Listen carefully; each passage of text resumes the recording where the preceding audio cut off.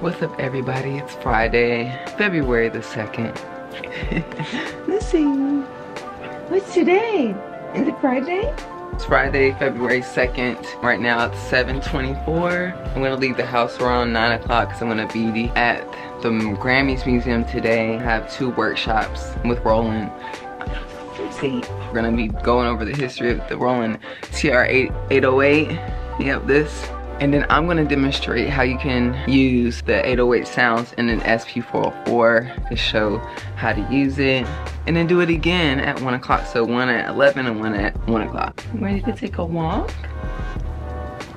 So yesterday, I went to the Apple office. I was invited to meet the Logic Pro iPad team. I really wish I could film the experience, but they don't allow any of that. I could definitely say they surprised me. They definitely have some new technology, or they've updated Logic to be on point from going from the iPad to the computer. They even showed me things that Ableton has. And then they have samplers. They have sampling that I've never seen before. They have different algorithms. They have different ways to manipulate a sample. And I really wish I could have filmed it because I don't know how I'm gonna remember all of that. I'm gonna have to go back and be like, hey, can you redo this? Because I also don't have a newer version of iPad yet, so. Just got this box from Apple! Oh, it's an iPad Pro! I need this, ooh, 2 terabytes. Now they gave me an iPad Pro 11-inch 4th generation Wi-Fi and cellular too. Thank you. I could do Logic Pro on this now. Couldn't do it on my own one. I appreciate y'all listening, thank you. I can't do it out. Anyways, it was really dope. Got to see some old co-workers, and it's dope to go as an artist versus an employee. So that was really nice for me. And then afterwards, later on that evening or yesterday, I went to a pre-Grammy happy hour.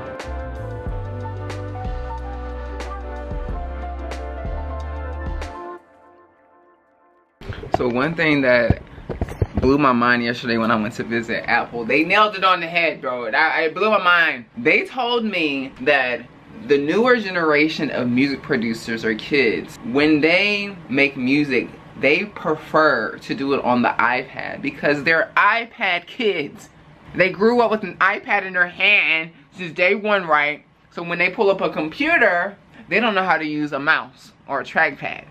They be touching the screen.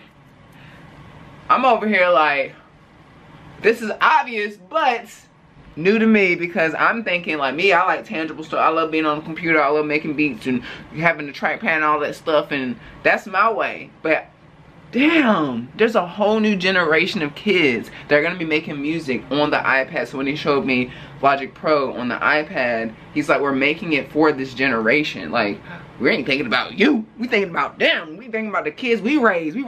We had these kids since day one. And they've been playing GarageBand since day one. And we're gonna get them onto Logic Pro on the same device. Blew my mind. So guess what I'm gonna be making? I'm gonna be making a course on iPad Pro, Logic Pro, all that stuff, because there's kids, they ain't even gonna be making beats on a computer, bro.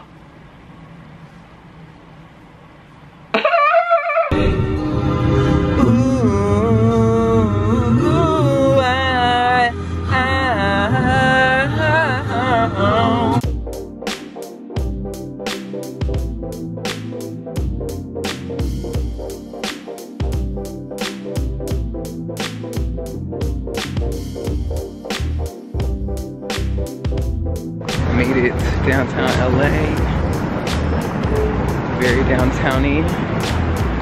Went to the Grammys Museum. Beautiful day. There it is.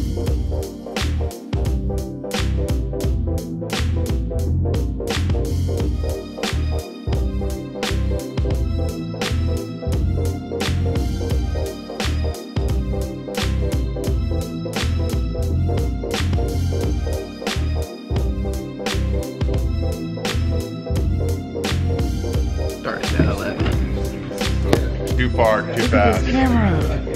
This is nice. What is this big camera behind me, bro? Oh, my SP. Oh my god, this is fancy. Pretty cool. This is rich people stuff.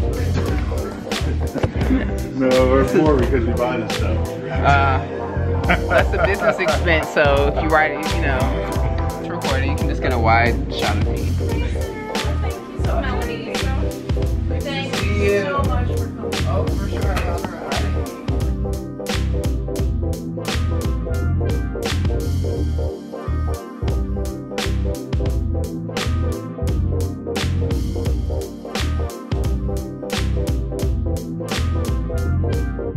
Sam, we've got to give a big shout out to Roland for putting on this day for us, making it free for everybody. Can we give a big round of applause?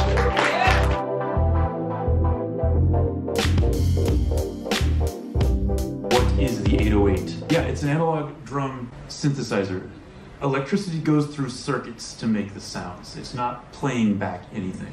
So the TR stands for transistor rhythm. Oh, this is going to get a little nerdy, just so you know. Transistors are components in an electronic device that change the signal. Interesting thing about the 808, it used what's called an out-of-spec transistor, something that didn't pass quality assurance. And Roland bought 12,000 of those, and the reason is because it made a sizzly noise. You can kind of hear it, some of that noise coming out of the snare and the hi-hats. Cost about $1,200 back in the day, which is $4,000 now. Wow, yeah, okay. Wow. So now I think you can buy an 808 for $10,000. I don't know. Back in the day, though, they were getting rid of them cheap because people didn't really know what to do with them.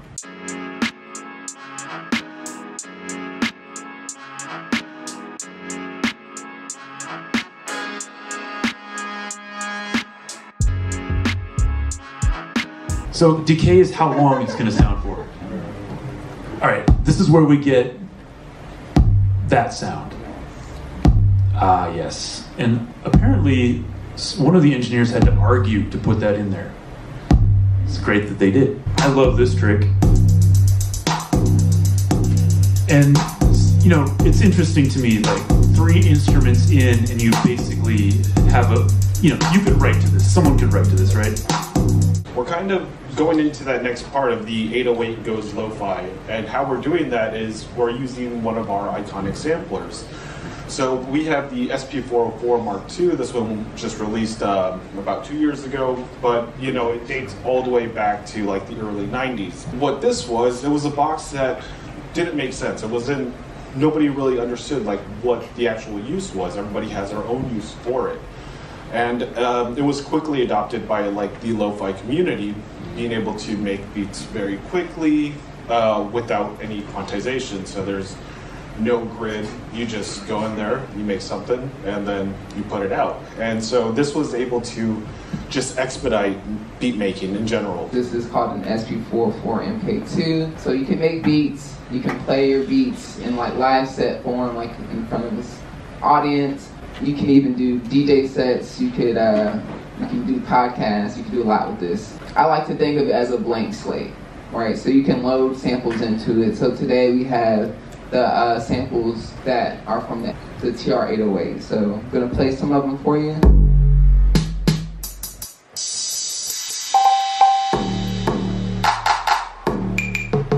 So as you can hear, we got a lot of 808, kick,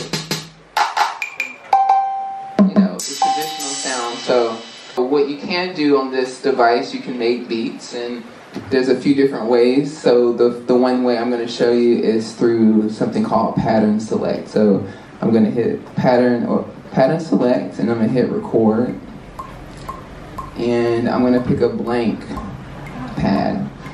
The first thing I'm going to do is choose my BPM. So I'm going to probably go down to like 90. Let's just go to 90. I'm gonna choose the length, and I'm gonna choose 2-bar length for a loop. And over here is the strength, which is the quantization.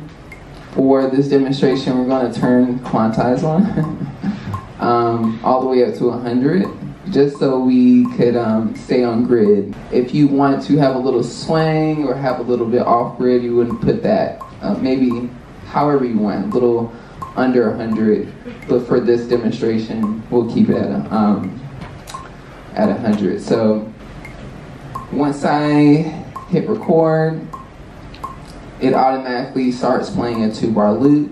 You can hear the metronome, and I'm gonna actually hit the record button because it puts it in rehearsal mode so I can rehearse before I record. If I hit the record button again, it'll go back to recording mode.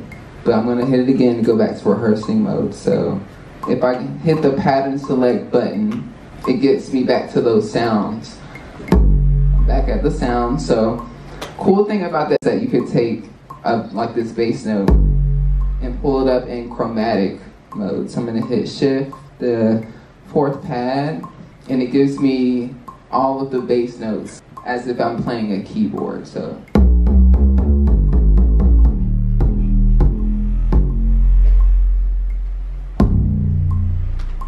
which is pretty dope. But even doper, I can actually choose the scale of how I want the mode to be. So I'm gonna double tap on this encoder.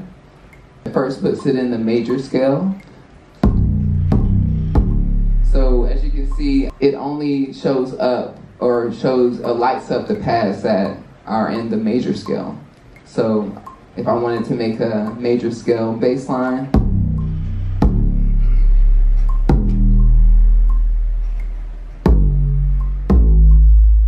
I'm gonna go to the minor, so I'm gonna click on it again.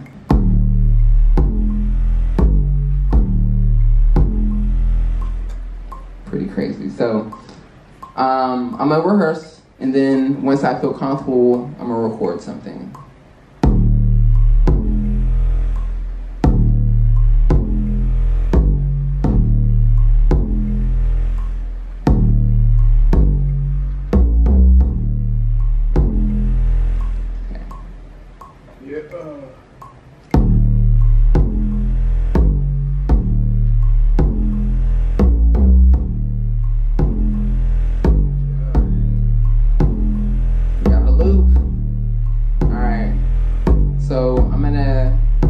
To get out of chromatic mode, I'm gonna hit record to rehearse the other notes so you can figure out what to add. So got the hi-hat. I'm gonna hit record to record.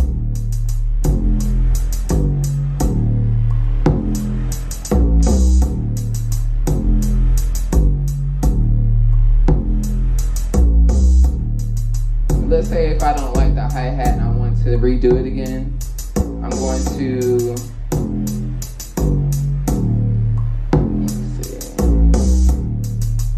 hold the delete button. It puts it in erase mode, and I'm going to hold down the sound that I want to remove from the pattern. So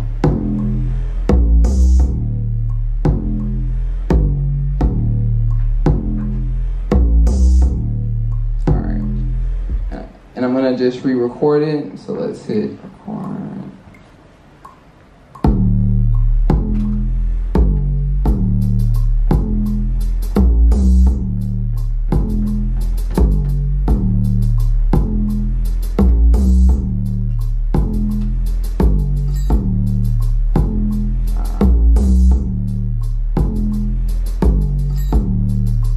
Add other accents.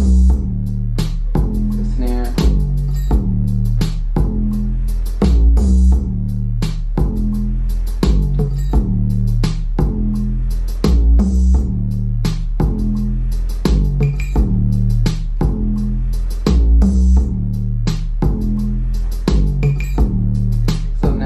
Cool part what I like about the SP-404 is that it has like over 30 effects.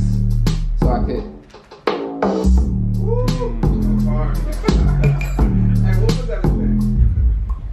It's isolated. Hey.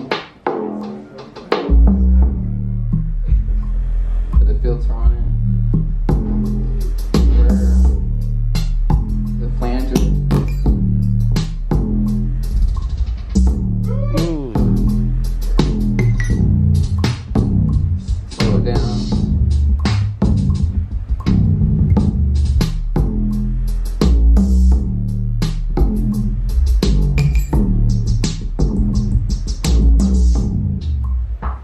A lot of cool effects. I mean, there's literally like pages of effects, like just a backspin.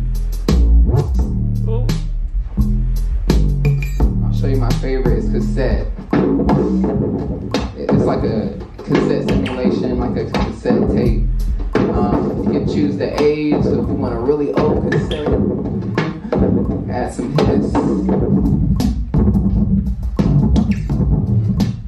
Have a little catch, like a little tape catch.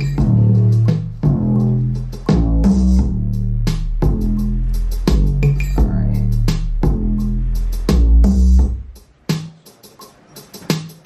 So I'm removing the kick drum. Alright. Let's go back and add a new drum kick pattern real quick.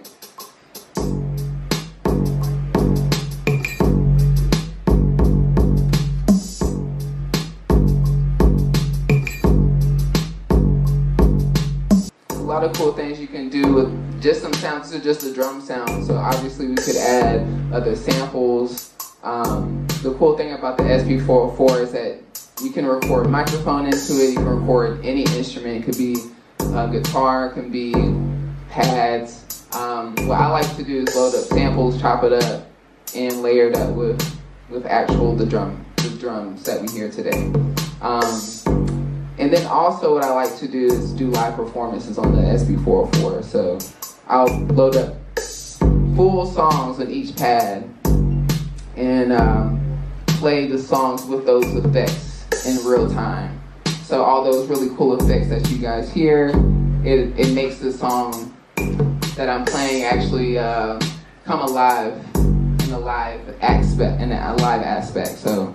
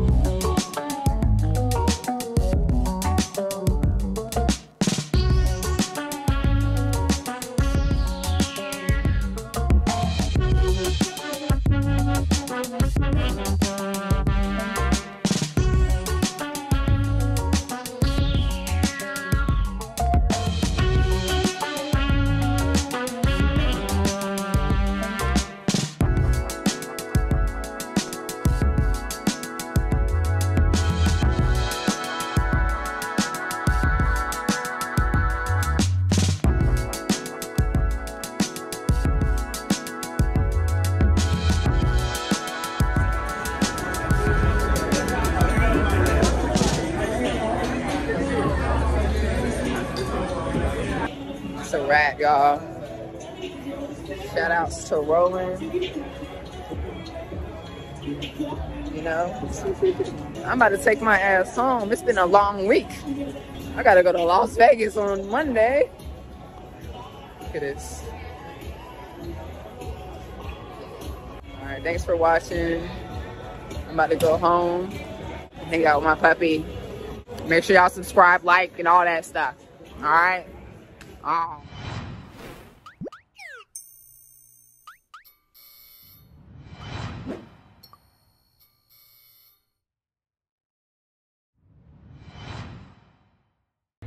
I forgot to show off my merch. My drip. I got the Roland Gorilla. I got the Roland hoodie. I got the Roland pants. I got the Roland socks. I got a Roland shirt. I got Roland drawers.